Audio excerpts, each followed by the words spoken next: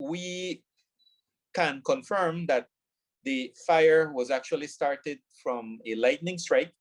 If you recall, in June 8th or thereabouts, there were a number of thunderstorms throughout the country, but also in the higher elevation areas where the site is located, which is about 1,200 feet above sea level. It seems that strike basically triggered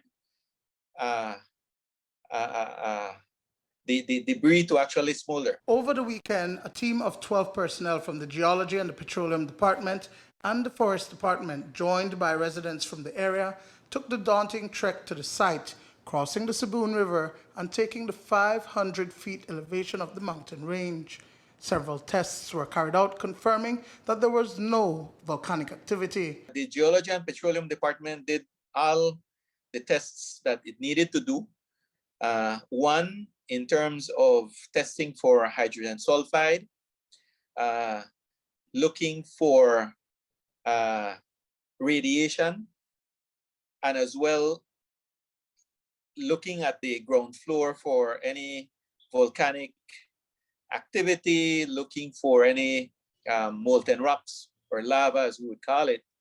And I can confirm that those three basically came out negative. So there was no radioactive signs or signs for radioactivity, no signs of any molten rocks or lava, and no signs for hydrogen sulfide. What we did find was that the area was burning. It was smoldering. The debris, the organic matter, was about 2 feet thick in some areas. And the evidence that we saw was consistent with a lightning strike. We noticed that the organic matter continues to smolder. We also noticed some flames on the periphery of the area. We also got reports yesterday evening that the people that live in the surrounding area did see some signs of fire on the perimeter of the area that was smoking. So this is consistent with the fire, of course, and we fear that it might be starting to spread more given the weather conditions. There is concern about the destruction of the forest ecosystem because the fire is spreading uphill. Outside of the smoldering detritus, fire could be seen at some points of the 1 acre plot that is affected.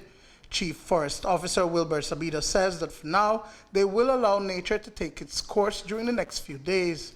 If the situation worsens, however, other steps will be taken. As you mentioned correctly, Duane, the fragility of the ecosystem is important to us, given that this is a forest ecosystem at the upper elevation.